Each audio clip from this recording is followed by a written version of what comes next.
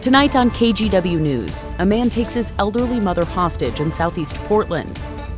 But he, is just volatile, and you just never know exactly what he's going to do. And what police know so far about the suspect and how they got everyone out safely.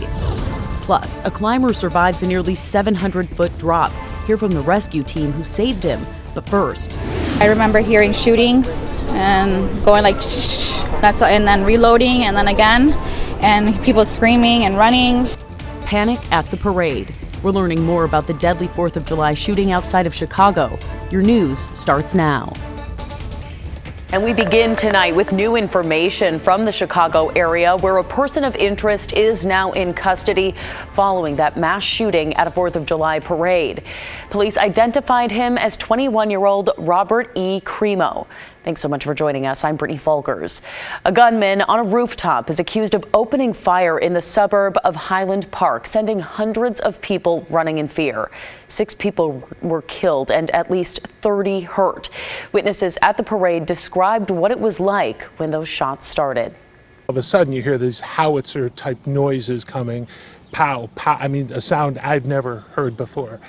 10 seconds later, you hear people screaming, bodies down, and everyone starts scattering. There was a little boy that was in one of the police officers' arms, and that was the worst experience ever because, all I thought about was my son, and I can only imagine what that family's going through. Police say the gunman used a high-powered rifle that has since been recovered. And also developing tonight, terrifying moments at this 4th of July event in Philadelphia. Shots were fired during a concert outside the Philadelphia Museum of Art and Ben Franklin Parkway area a little before 10 tonight. 2 officers were shot and taken to the hospital in stable condition. We're working to find out if anyone's in custody, but at last check, it doesn't appear anyone has been arrested. Again, these are both developing stories, and we'll continue to bring you the latest details on air and online at kgw.com. Back here at home, a hostage situation in southeast Portland ended with the suspect now in custody. KGW's Alma McCarty has the latest. Police vehicles blocked traffic for several hours in southeast Portland Monday afternoon. A welfare check on Southeast 105th between Southeast Francis and Bush Streets turned into a hostage situation when a man inside took out a semi-automatic rifle. We were able to talk with him on the phone for several hours and encourage him to surrender peacefully, which he did. Before that happened, Portland police officer David Bayer said the suspect was holding his elderly mother hostage inside the home. He was coached through a surrender plan by the crisis negotiation team.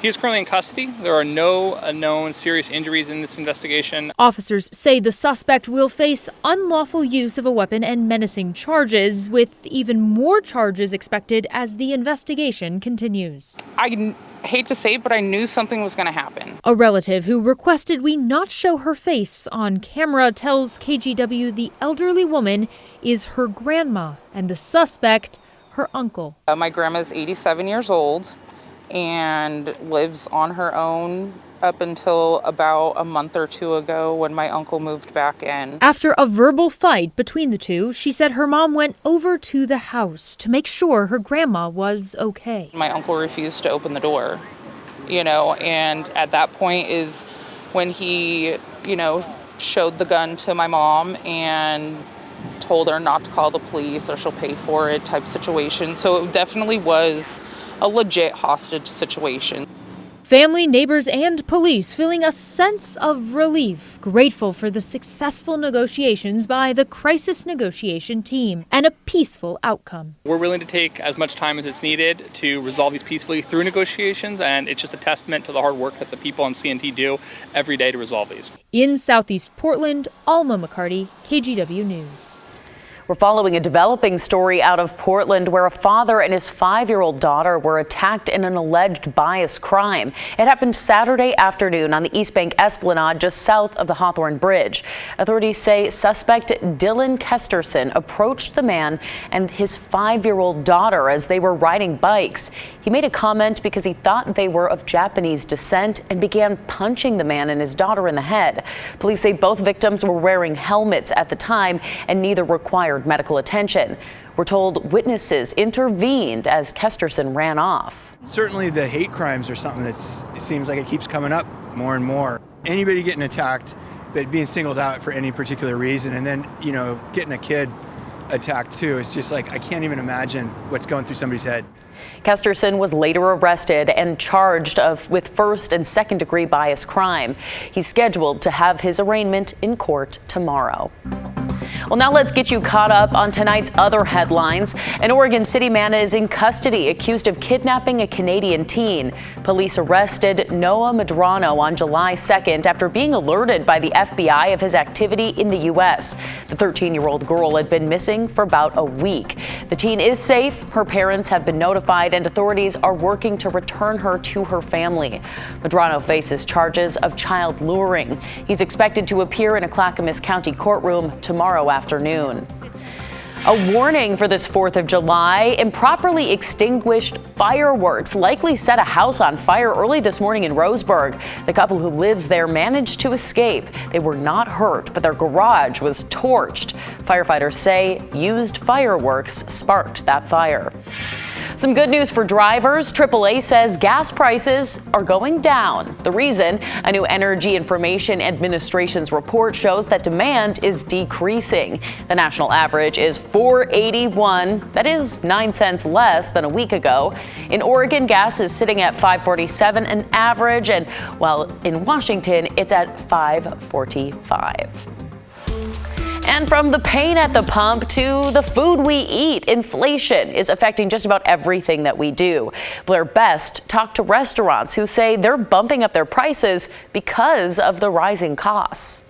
This is certainly the most difficult part of my 30-year career, is without a shadow of a doubt. Nestled behind these gardens off Pacific Highway in Aurora sits this 1800s-style farmhouse turned restaurant. Filbert's Farmhouse Kitchen opened just 1 year before the pandemic hit. We were exceptionally successful in that first year, and then as February hit, and then everything else that happened after that was really tough. Since reopening after the peak of the pandemic, General Manager Aaron Wolf says they started feeling the effects of inflation. Food prices became very noticeable right about then. It was a little out of control. Wolf says their food costs went up at least 20%. For example, they now spend $5,200 a month for root vegetables. That's about $2,000 more than they typically would. But this increase is being felt in nearly every kitchen across Oregon. Restaurants, just like consumers, are dealing with an incredible challenge. Jason Brandt at Oregon's Restaurant and Lodging Association says the state's wholesale food costs have gone up 18% each year since 2020. And that is the highest increase we've ever seen in the last 50 years. He says records show in the past 2 years, about 750 out of about 10,000 restaurants in Oregon have shut down due to inflationary strains and the pandemic. Restaurants are back out there, figuring out a way to make it work, trying their hardest to survive. At Filbert's Farmhouse Kitchen, they've consolidated the menu by 60% and raised the price of each item. One example being the salmon, from $28 to $38. It's a living document. We have to constantly change it to make sure that we're being responsible to the ownership and to the guest. It's a two-way street. They've also consolidated business hours, opening only during the busiest times. For every dollar of food and drink we sell, 95 cents of that dollar goes back into the food, the employees that work there, and the place. So we're just trying to find the way to balance the cost, and it's very challenging. But Wolf has this message for customers, now paying more to dine out. I completely understand. I hate filling up my gas tank. I don't go out to eat as much either. The only thing I can say to you is that we want to be here for you in 2 years when things are better, in 6 months when things are better, in 10 years when things are better. And the only way that we will be there and survive to that point is if we charge what we have to charge now. Otherwise, nobody would be here. Blair Best, KGW News. The nonprofit air medical service LifeFlight Network is enhancing its coverage to make sure that people get medical care as quickly as possible. The CEO says the nonprofit has decided to expand and open a base in Salem as the population and demand grows in the area. Right now, there are bases in places like Aurora, Cottage Grove, Newport, and Astoria, to name a handful. The LifeFlight Network helicopters and the teams inside can provide emergency blood transfusions and ICU-level care as patients quickly get flown to a hospital or between hospitals to get the care that they need. Well, another rescue on Mount Hood over the weekend. On Saturday, a 43-year-old climber lost his ice axe near the old chute and fell nearly 700 feet. A National Guard helicopter airlifted him to a Portland area hospital. John Goodwin spoke with Portland Mountain Rescue about that mission and precautions to help you mitigate risks on the mountain. There's always risk involved in climbing Mount Hood. It's a technical mountain. Eric Brahms is a rescue leader with Portland Mountain Rescue. It's been quite busy this year. He's been with PMR for 20 years, so he knows the landscape when it comes to Mount Hood. And it's always important to, know the route, know the conditions, and have a backup plan. Those conditions change fast, and even for the most experienced mountaineers, controlling what you can isn't always enough. A 43-year-old climber learned that this weekend. Around 6:30 Saturday morning, he lost his ice axe and fell almost 700 feet from the summit ridge at an area called the Old Chute, down to the rocks above the Hot Rocks Fumarole, a volcanic vent spewing toxic gas. A slide at one of those spots usually results in some serious injuries because once you slide, and unless you self-arrest within just a fraction of a second, you're probably going to, go for a ride. Brahms led the rescue mission on Saturday. The climber was stabilized and airlifted by the National Guard. No matter what, you should be prepared on Mount Hood, and in the event of an emergency, a call doesn't mean immediate rescue. It's not like, you call up and the helicopter is going to come and just give you a ride to the hospital. You may have to wait, hours.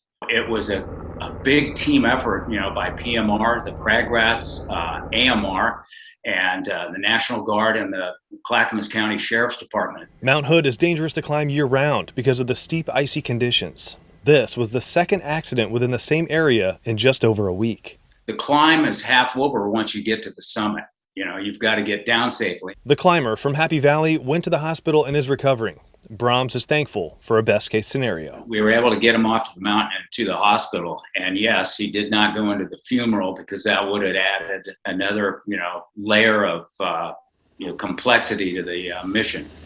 And the outcome may not have been as good. John Goodwin, KGW News.